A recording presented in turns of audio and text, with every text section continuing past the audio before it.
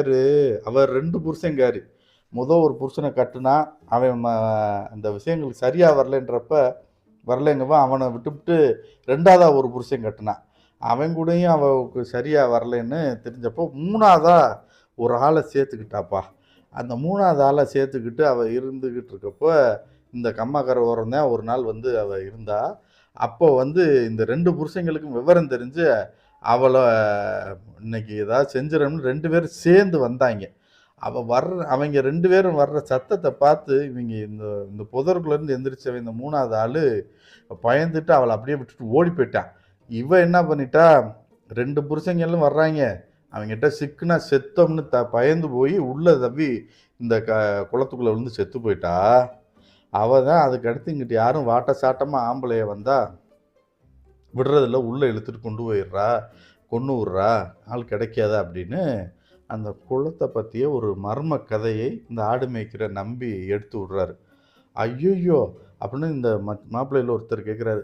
அப்படின்னாலும் சரிங்க, அது இளமையாக வாட்டமாக இருக்கிற பையனை தானே கூப்பிடணும், வயசானாலும் எங்கள் மச்சான் அவரையும் தூக்கிட்டு போனா அப்படின்னதும் அவர் சொல்கிறாரு, நல்லா கேட்டப்போ சொல்கிறேன், ஆனால் இதை நான் சொன்ன விஷயத்த வெளியே யார்ட்டையும் சொல்லிடாதீங்க அப்படின்றாரு. சரி நாங்கள் சொல்ல மாட்டோம், சத்தியமாக சொல்ல மாட்டோம், சொல்லுங்கள் அப்படின்னதும் அந்த 2 புருஷன்காரி 3 விட்டுட்டு மூணாவதாக ஒருத்தனை சேர்த்துக்கிட்டா. அவங்கெல்லாம் வரவும் ஓடி போயிட்டான்னு சொன்னேன்ல, ஆமாம் ஆமாம் அப்படின்னதும் அந்த ஓடி போனவன் யார் தெரியுமா? அவன் யாராக இருந்தான் நாங்கள் அவனுக்கெல்லாம் நல்ல சாக்காலமே வராது, அவன் நல்லா சாக மாட்டான் அப்படிங்கிறான். அப்படித்தான் அந்த ஓடி போனது தான் உங்கள் மச்சான் இளங்கோவன்.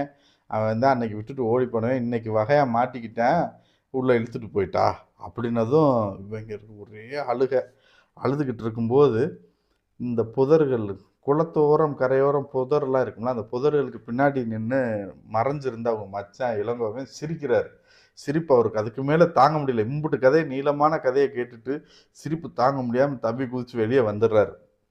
வந்துட்டு, ஏண்டா மாப்பிள்ளைகளா, நீங்கள் பம்பாயில் போய் இருந்தவங்க விவரம் தெரிஞ்சவங்க இப்படி இவன் சொன்ன கதையை நம்பிக்கிட்டு கேட்டுக்கிட்டு இருக்கீங்களா அப்படின்ட்டு நம்பிய வேற ஒரு திட்டுறாரு. ஏண்டா அவங்க தான் கேட்குறாங்கன்னு இப்படியா சொல்லி விடுவ, அதில் எனக்கு நல்ல சாவே வராதுன்னு வேற சொல்கிறீங்க அப்படின்னு சிரிப்பாக அந்த இடத்துல நடக்குது. இந்த நம்பிங்கிறவர் சொல்கிறாரு, எப்போ மண்ணு போட்டால் மண்ணு விழாத பம்பாயில் இருந்த பசங்க இவ்வளோ வெள்ளந்தியாக இருந்து எப்படிப்பா பொழைக்கிறாங்க, நான் சொன்ன கதையெல்லாம் நம்புகிறாங்களே அப்படின்னதும் ஒரு மாப்பிள்ளைகளை கிண்டல் பண்ணிக்கிட்டு, அதுக்குள்ளே இப்படி அழுகிறீங்களேப்பா கண்ணில் தண்ணி வச்சுன்னு கிண்டல்